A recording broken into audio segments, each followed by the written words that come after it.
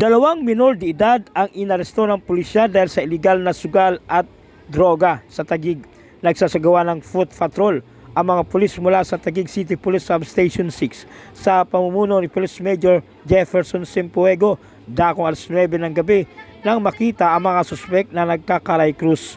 Arestado sina alias J at alias Rafi matapos makuhanan ng hininalang pinatuyong daw ng marijuana na labag sa Republic Act 9165 o Comprehensive Dangerous Drugs Act of 2002.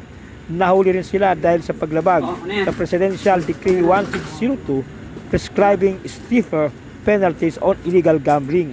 Nakumpiska ng mga otoridad ang bet money na nagkakalaga ng 160 pesos at 3 coins. Yung dalawa, hinuli namin sa nagbabawal na manalo, Caracruz. Yung may karapatan ng manahimik, magpasawalang sibo. Ano bang yung sabihin, mag-forward laban sa inyo, ay nagiging sa hukuman. Pwede na may karapatan. Kaya pa ba ng video niya, binabasa ng karapatan? Kailangan po. Ulitin mo tol. Yung dalawa, ay hinuli namin sa Tinoto, Caracruz. Type 165. Pwede na may karapatan ng manahimik o magpasawalang sibo. Ano man ang yung sabihin o pabor laban sa inyo ay pwede gamitin sa hukuman.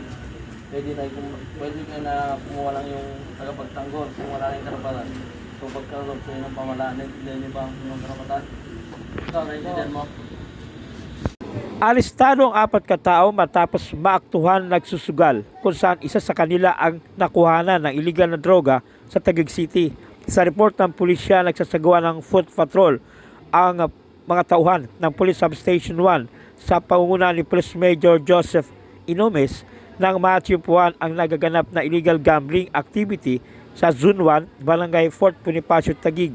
Pagdating ng mga pulis sa lugar, dakong 1:30 ng hapon, naaktuhan nila sina alias Eman, 44 anyos na isang barker, alias Abib, 35 anyos, at alias Joy, 45 anyos, pa mga residente ng Barangay Western Bikutan, at alias Vin, 35 anyos, na naglalaro ng illegal na sugal na Caray Cruz na nagresulta sa pagkakaaresto sa kanila.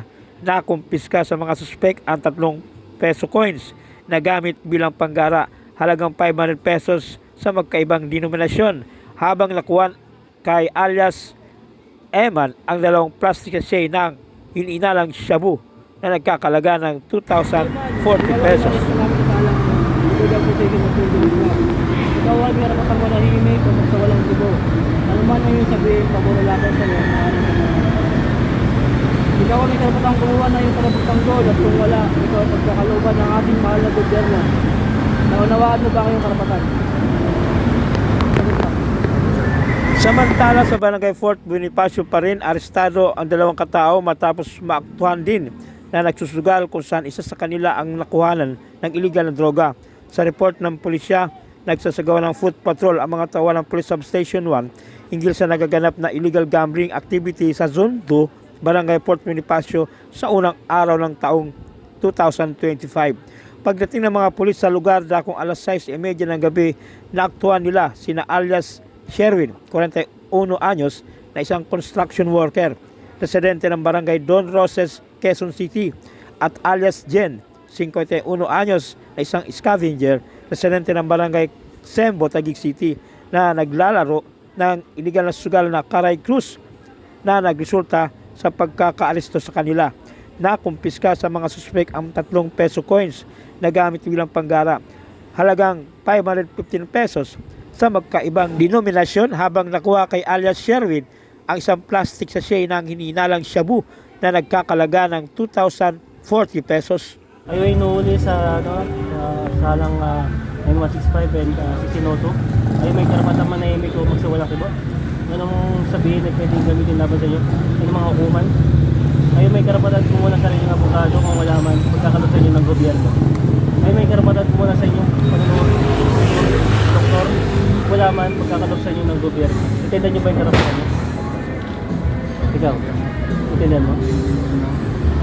Arestado naman ang 4 katao matapos maaktuhan nagsusugal kung saan isa sa kanila ang nakuhanan ng iligal na droga Sa report ng pulisya, nagsasagawa ng simultaneous anti-criminality law enforcement sa pamagitan ng foot patrol ang mga tawalang Substation 7 sa panguna ni Police Major Crisanto Agolin ng matiyempuhan ang nagaganap na illegal gambling activity sa Tawi-Tawi Street, Barangay Maharlika, Taguig.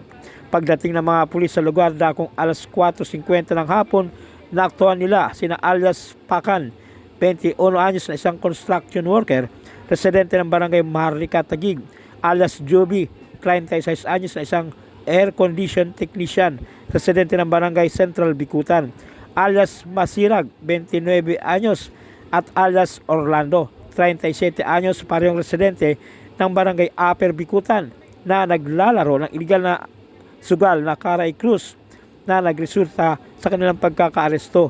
Nakumpiska kay alias Orlando ang isang plastic sachet ng hininalang shabu na nagkakalaga ng 6,120 pesos.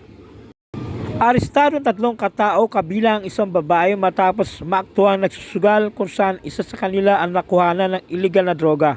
Sa report ng pulisya, habang nagpapatrolya ang mga tauhan ng Police Substation 8 sa panguna ni Police Captain Nolan Navarro ng matiyempuhang nagsusugal sa bahagi ng Purok 7, Barangay Tanyag, Taguig ang mga suspek. Pagdating ng mga pulis sa lugar, dakong 1:00 ng madaling araw, naaktuhan nila sina alias Jan, 29 anyos na isang construction worker, residente ng Barangay Don Primitivo, Quezon City, alias Jude, 24 anyos, at alias Krista, 27 anyos, parehong residente ng Barangay Tanyag. Nakumpiska kay alias Jan ang 4.2 grams ng hininalang shabu na nagkakalaga ng 28,560 pesos.